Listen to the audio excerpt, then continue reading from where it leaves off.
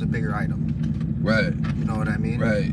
And for me, man, I am so appreciative of life now, just because, like, I used to be stuck on the other side of the coin, wondering why it was so dark. Why am I, not figuring stuff out? Right. But that's when you have to really look inward and stop looking outward. Comparing yourself to another person, knowing you are your own person, you are your own mind, you're your own heart, you're your own soul. Our life and our paths and our understandings are all going to be different.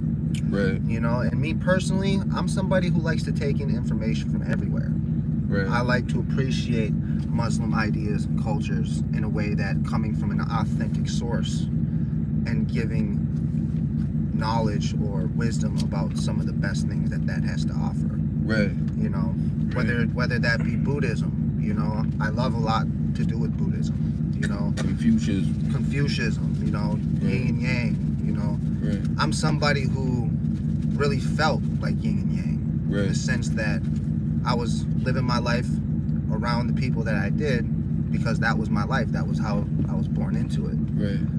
But recognize that as a young individual and listening to the ones that were older than me, realizing that they were doing this and making this choice and this struggle so that their next generation didn't have to. Right. Now we're not at that anymore.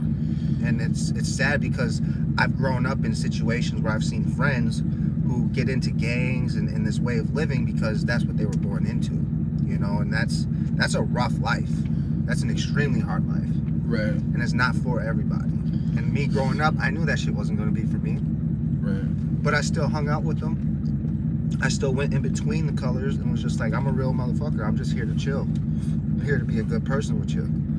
And a lot of people recognize that. And I can tell you that growing up,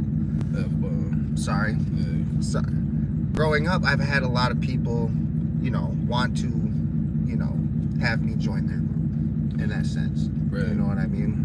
And that type of peer pressure, it didn't make any sense to me, growing up, because it's like, if I'm going to break the rules, to break rules with you, I could just break rules by myself and not have to worry about the collective.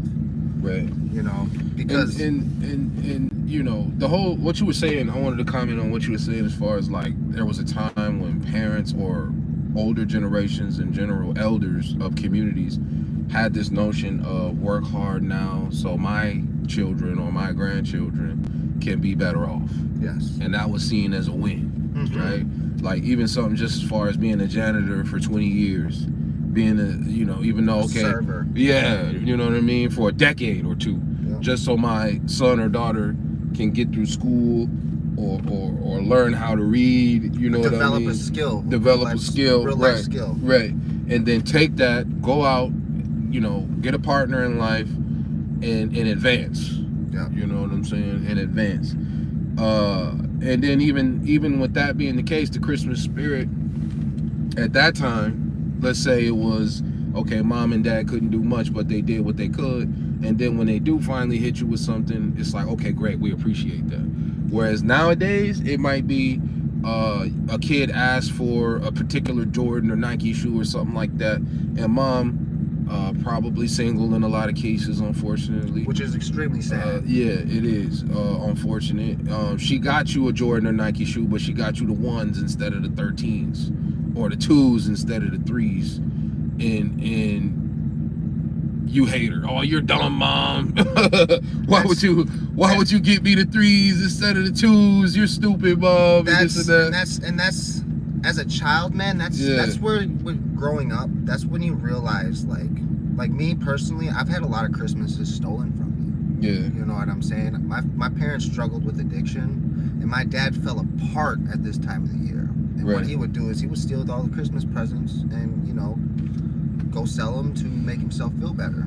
And experiencing that as a kid, not having any type of Christmas, that makes you so happy for whatever you do get. You know?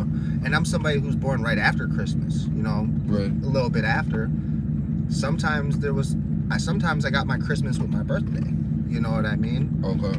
So for the families or, the moms and dads that, struggle to get those things by a deadline, because they're trying to be a part of this holiday, as a kid, when my parents said, listen, you know, we don't have this right now,